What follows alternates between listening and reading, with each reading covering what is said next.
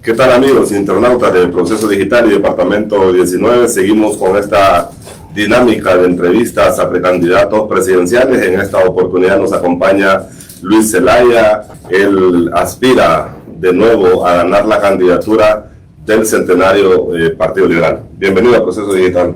Hola, como un gusto a todos en Proceso Digital. Jorge, un gusto estar aquí contigo nuevamente para platicar de la campaña, de lo que se viene el 9 de marzo, que va a ser un día histórico para la democracia en nuestro país. Su corriente se llama... Recuperar Honduras. Sí, Recuperar Honduras. Bueno, bien claro el nombre, ¿no? Hay que recuperarla de la corrupción, del desempleo, del narcotráfico y sobre todo de la desesperanza, porque la gente ha perdido esperanza en el país, la gente ha perdido confianza en la clase política en general. Si algo he notado en esta campaña electoral es una apatía de la gente, está decepcionada. Creo que había cifrado muchas esperanzas en el gobierno de Libre con un cambio porque no quería lo que estaba pasando o que le había pasado durante 12 años en el Partido Nacional, pero lamentablemente no cumplió las expectativas y la gente perdió la esperanza. Y cuando pierde la esperanza en la democracia, pues eso es muy peligroso para todos. Sí. Bueno, antes de entrar a sus proyectos, a su oferta política, recientemente usted creyó al jefe de la bancada de su partido en el Congreso Nacional, Mario Segura. Sí. Bueno, ya conocemos todos cuál fue la resolución de la Corte Suprema de Justicia. Le deja un sinsabor porque usted siempre dijo de que nunca se presentaron pruebas de lo que él denunció en contra de nunca presentó ninguna de las pruebas, o sea, pero bueno, estamos en Honduras. El juez consideró de que decir que recibe cheques de casa presidencial y que los tienes y los vas a mostrar y no los muestras, no es calumnia para el juez, ¿no? O sea, pero bueno, o sea, mi punto no era querellar a nadie, o sea, mi punto era dejar claro de que se mintió, que no había ningún tipo de cheques. Si hubiesen existido algún tipo de pagos o contratos o lo que sea, pues los hubiesen presentado, ¿no? Y me hubieran hecho quedar mal, ¿no? Porque yo decía que no, y alguien hubiera presentado pruebas, pues yo hubiese quedado mal. Pero la intención era esa, ¿no? Aclarar, todo fue una mentira, así como muchas que se han montado alrededor de Luis Zelaya, porque representa ciertamente un obstáculo para esta clase política tradicional. Ingeniero Zelaya, usted ya nos dijo de que usted mira apatía y que también hay como un desencanto del electorado. ¿Qué más ha podido percibir en esta campaña previo a las elecciones primarias del 9 de marzo? Bueno, mucho odio también, ¿no? O sea, odio en la sociedad, mucha polarización. Peligroso porque de la frustración al odio hay un pequeño paso y del odio a la violencia el paso es todavía más pequeño. Entonces, cuando generamos odio en la población, pues lo que estamos sembrando es esa desesperanza a la que hablo, ¿no? Las urnas no son para votar por odio, las urnas son para votar por esperanza. Pero muchos políticos quieren manejar ese discurso de odio para que el pueblo no tenga esperanza, para que el pueblo no vote, ¿no? Pero yo le digo al pueblo hondureño, o sea, les tengo una mala noticia, o sea, si no votan, un político va a ser presidente. Un político va a ser alcalde, un político va a ser diputado, o sea, y si solo llegan 10 a votar, pues esos 10 van a decidir por el resto de los hondureños, ¿no? Nuestro futuro.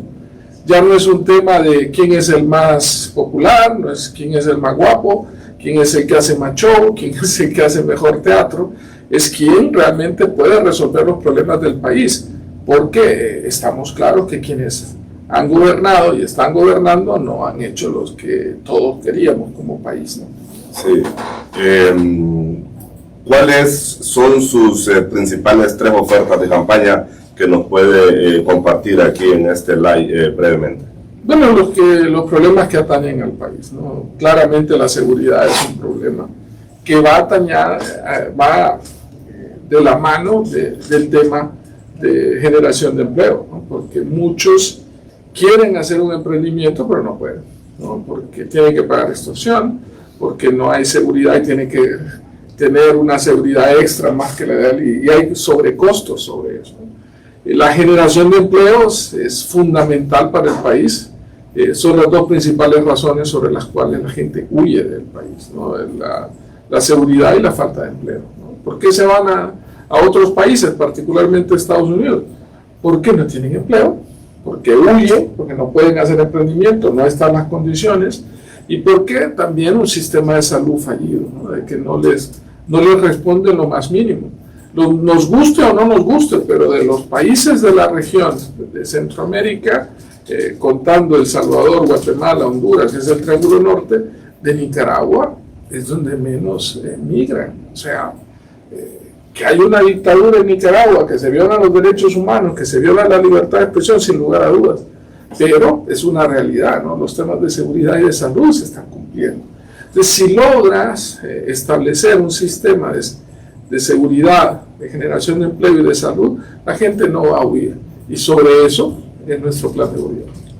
Bueno, hoy Transparencia Internacional ha publicado un nuevo ranking en el cual Honduras aparece en su nivel histórico más bajo, solo superado por Nicaragua. ¿Sorprenden este tipo de ranking que nos ponen en la cola del mundo? No, creo que la corrupción es un tema estructural. Mientras no resolvamos los problemas de raíz, vamos a seguir teniendo estos índices de percepción en la corrupción. Pasamos del seguro social a ETA y OTA, a los hospitales móviles, y ahora, o sea, la corrupción no logra establecer un mecanismo. Tuvimos a la Maxi, la sacamos del país, nunca se materializó el tema de la Sisi, y bueno, al no materializarse, ahí están los resultados, ¿no? El tema de la cuenta del milenio, que no hemos podido tener acceso a esos fondos concesionales. Concesionales es que no son préstamos, o sea que vamos a recibir. Pero bueno, necesitamos un gobierno que no tenga compromisos con nadie, un gobierno que no tenga ataduras ni políticas ni empresariales, para que pueda realmente combatir la corrupción en nuestro país. Estamos a 17 días para que venza el tratado de extradición, pese al clamor popular y de múltiples organizaciones en el país, de que haya marcha atrás en cuanto a la decisión de la presidenta Xiomara Castro. ¿Cuál es la postura suya en ese sentido? La misma desde el principio, que fue un error garrafal haber denunciado el tratado de extradición, porque era la única herramienta coercitiva que teníamos para combatir realmente el flagelo, no solo del narcotráfico, sino también de la corrupción. Recuerda la extradición que se dio del señor Francisco Cosenza por el tema del manejo de la tasa de seguridad. Entonces, si el país no tiene la fortaleza en sus operadores de justicia, si la institucionalidad del país es débil y se cuenta con una única herramienta como lo es la extradición, que coercitiva, ¿no?, para que no se cometan los delitos, quitarla es un error garrafal. Yo espero como ciudadano y excito al gobierno a que reflexione para que antes del vencimiento puedan rectificar ese error y que la extradición siga en nuestro país. Reiteradamente los comisionados de política limpia han expresado que tal como está la legislación actual, es siempre fácil para el crimen organizado y el narcotráfico, los dineros sucios, penetrar las campañas políticas. Usted como presidencial, ¿qué opinión tiene de eso? Jorge, son 500 millones de lempiras el techo para un techo, para una campaña. O sea, ¿quién va a gastar 500 millones de lempiras para llegar a ser presidente? ¿Qué compromisos va a adquirir aquel que recibe esa cantidad de dinero para llegar a ser presidente? Y quita compromisos con el crimen organizado, que los ha habido, ahí están los videos, hay muchas cosas, ¿no? Empresariales también, porque todo aquel que va a aportar a una campaña en esa cantidad de dinero, pues obviamente espera recibir algo a cambio, ¿no? Entonces, cuando ves, y en esta campaña en particular, las cantidades de dinero que se están manejando, cómo se ha tapizado todo el país de vallas, ¿no?, todo el costo que implica eso, ¿de dónde sale el dinero? ¿Qué compromisos están adquiriendo esos candidatos que están gastando esa cantidad de dinero, ¿no? que andan en helicópteros, que se movilizan, hacen rifas en las movilizaciones, rifan plasmas, rifan motocicletas, o sea, ¿de dónde sale todo ese dinero? Y está legal en teoría, son 500 millones, ¿cómo van a gastar 500 millones? ¿No? Entonces, ciertamente la ley está desactualizada, por no decir otra palabra. ¿Y cuáles son las posturas del ingeniero Zelaya en temas como los matrimonios entre personas del mismo sexo y el aborto? Yo respeto al ser humano, independientemente de su religión, de su raza, de su credo, de su orientación sexual. Yo respeto al ser humano. Como liberal, respeto esa libertad, pero creo en la vida desde la concepción. Soy católico, practicante, o sea, no del diente al labio. Creo en la familia como el valor fundamental de la sociedad entre un hombre y una mujer, pero respeto las relaciones. Tengo amigos, personas cercanas que conozco y respeto. Profesionalmente creo en la equidad.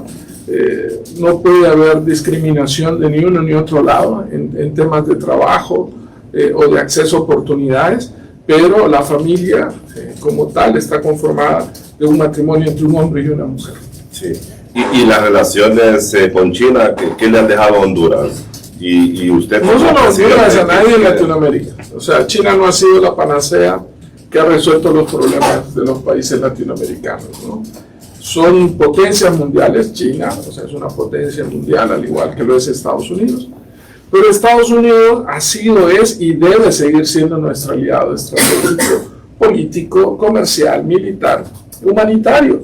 Cuando tú viajas y vienes de Estados Unidos en esos vuelos que vienen de Houston, de Atlanta, de Miami, ves la cantidad de personas, particularmente de iglesias, de ONG, brigadas médicas que vienen a ayudar. Las remesas que recibimos de los hondureños, que hoy se ve amenazado por esa política migratoria que ha adoptado el gobierno de Trump, pero esos 10.000 millones que recibimos de remesas son los que generan la relativa estabilidad cambiaria y económica que goza el país. No podemos voltear a ver a otro lado más que por una oportunidad estrictamente comercial, porque la hay. Es un mercado grande, sin lugar a dudas, es un mercado de oportunidad, pero no puede ser más allá porque hegemónicamente la región, Estados Unidos ha prevalecido y nosotros debemos estar respetando nuestra dignidad, respetando nuestra soberanía. Sí, y el movimiento Recuperar a Honduras que usted encabeza, ¿cómo valora el papel del Consejo Nacional Electoral? ¿Garantiza elecciones transparentes? Espero que sí, pero obviamente nos preocupa que al día de hoy, a menos de 30 días del proceso electoral, 1.728 centros de votación no cuentan con conectividad y es injustificable e inaceptable. ¿Por qué? Si desde septiembre se firmó el contrato para tener TREP, ya se sabía que era necesaria la conectividad, si no, no funciona el TREP, ¿no? Entonces, cuando no se dan esas cosas y todavía estamos a destiempo, ¿okay? No se ha adjudicado todavía el tema de la conectividad, pues obviamente es un problema, ¿no? Que va atentando la transparencia del proceso.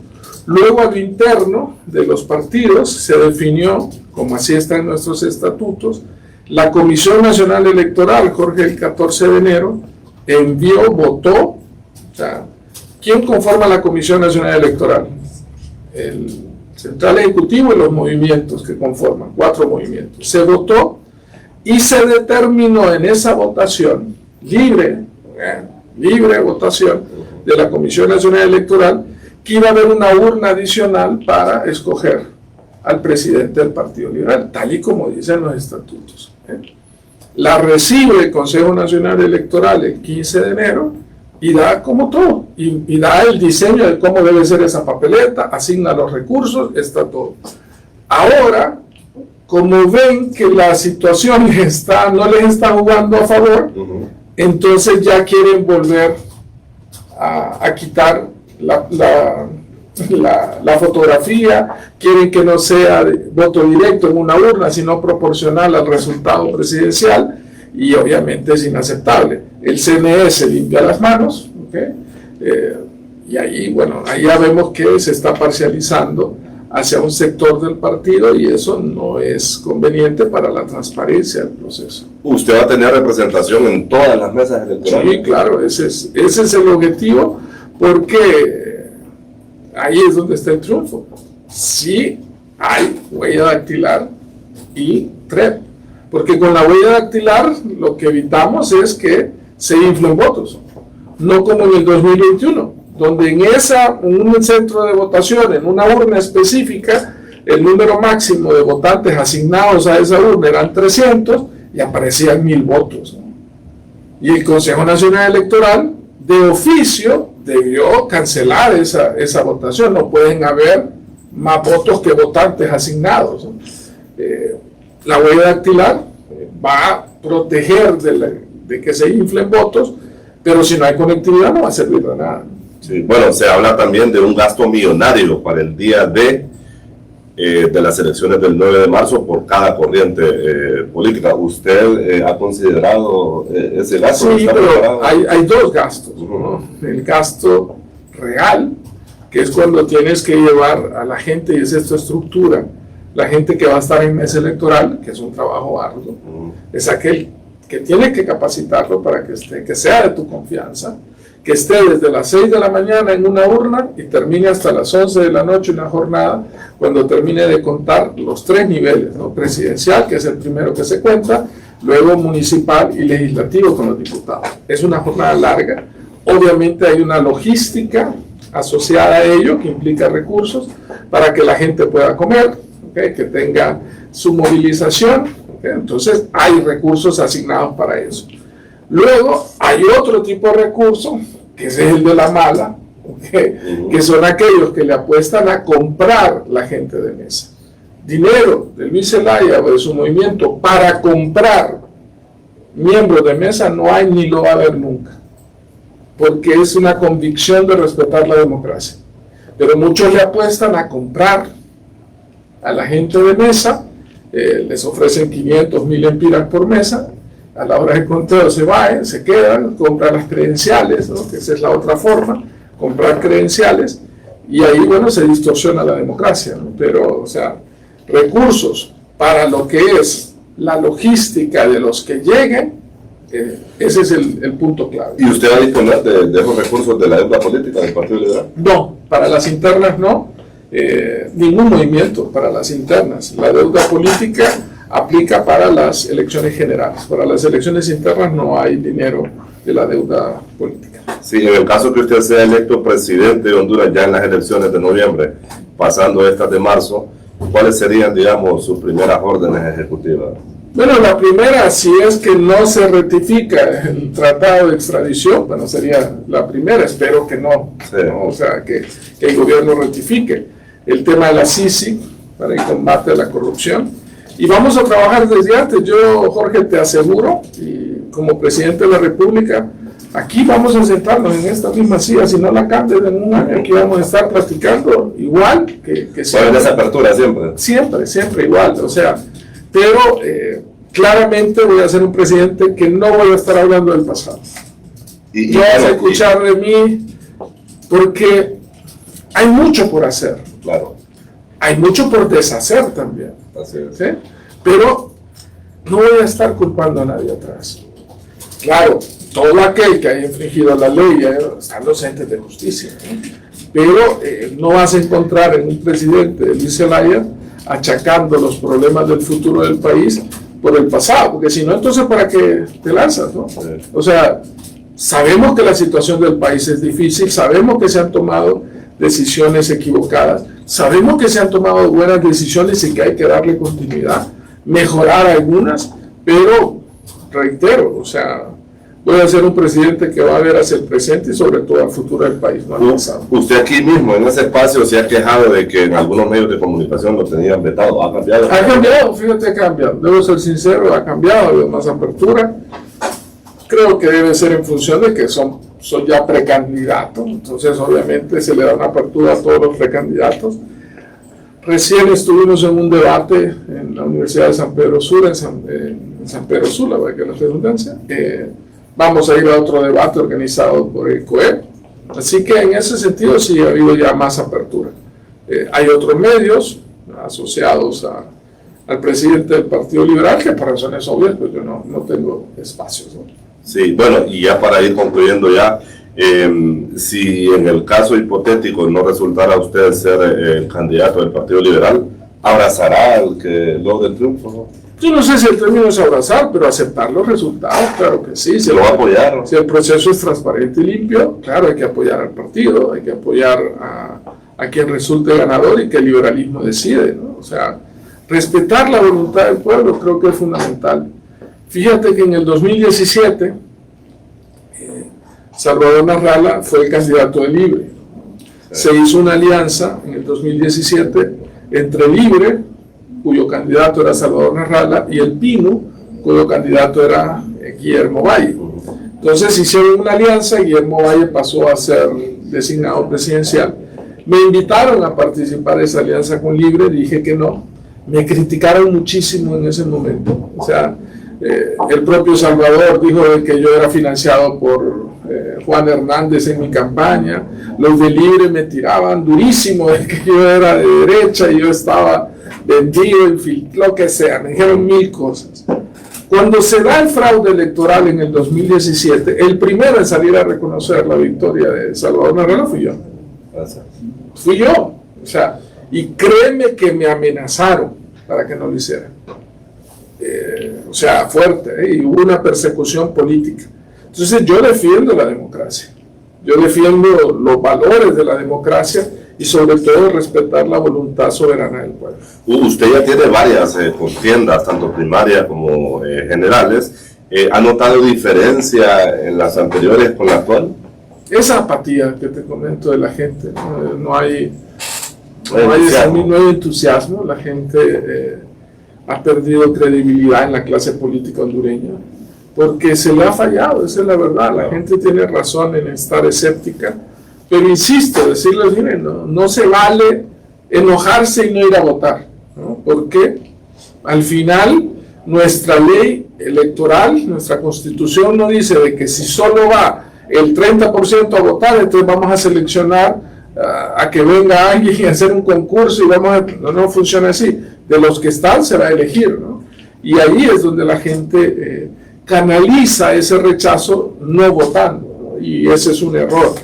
O decimos, bueno, él es el más preparado, pero mejor voy a votar por aquel porque me gusta más, ¿no? Entonces dice, pero ¿cuál es tu lógica? ¿Por qué te quejas entonces del país? Tienes que votar por la persona que consideres que está apta para gobernar, que tiene más capacidad para gobernar, máxime en estos tiempos difíciles que va a enfrentar el país. Porque el país, Jorge, no ha tenido un verdadero gerente. Nadie ha sabido administrar los recursos del país, ¿no? Quita la parte de transparencia, la parte de honestidad, porque ya vemos los índices de corrupción, pero la capacidad gerencial para manejar un país no es fácil. Entonces ponemos personas que no tienen ningún tipo de experiencia, simplemente porque nos cae bien, simplemente porque nos gusta su anuncio, simplemente porque nos gusta la canción, y ahí es donde cometemos errores. Ingeniero Luis Zelaya, ¿y el Partido Liberal en suma podrá pasar el 1.000.000 de votos en las primarias? Bueno, hay metas, hay quienes lo establecen, esperemos, va a tomar la decisión el liberalismo. ¿Cuántos independientes logren sumarse? ¿Okay? Eso también es clave, pero esperemos que el 9 de marzo que logremos superar esa barrera, ¿no? Sí, bueno, le dejo las cámaras del Proceso Digital y Departamento 19. Se habla, de acuerdo a los datos que maneja el registro de las personas y el Consejo Nacional Electoral, que las personas menores de 30 años son las que van a definir tanto la elección primaria como la general. ¿Cuál es su mensaje a los jóvenes y a todos los que miran en Luis Zelaya, digamos, una opción para cambiar a Honduras? Bueno, un mensaje a los jóvenes. Fíjate que en las internas, hay que decirlo también, al menos la historia en las internas liberales 2017-2021, la porción de jóvenes que votan es similar a la que es mayor de 40 años. O sea, no hay una diferencia en las internas liberales. Entonces, decirle a los jóvenes que el futuro está en sus manos. Tienen que tomar una decisión consciente, tienen que analizar a los candidatos, tienen que ser exigentes, tienen que ser como lo son, o sea, métanse cuál es su vida profesional, su vida privada, hagan un análisis por el bien del país y voten a conciencia, no visceralmente, no por odio. El país no merece más odio. Voten por esperanza, por la esperanza de su futuro como jóvenes y todo aquel, porque también el adulto mayor hoy está abandonado. O sea, otra cosa que encuentro en la gente me dice, mire, me encontré la vez pasada en Taulabé una señora mayor de edad y andaba vendiendo pan porque no tiene ayuda. O sea, el país está en un estado de calamidad complicado. Entonces se necesita una persona con capacidad, con visión, honesto, que saque adelante al país, jóvenes, adultos, mujeres que hoy están en máxima vulnerabilidad y en nuestro caso el 9 de marzo, recuerde, casilla 2, porque liberal vota liberal. Nos ha acompañado el ingeniero Luis Zelaya, él es el precandidato presidencial por el movimiento Recuperar Honduras en el Partido Liberal. A todos ustedes les invitamos a seguir estos espacios. Proceso Digital apoya la democracia y al final es usted con su voto quien decide quién gobierna Honduras. Hasta la próxima.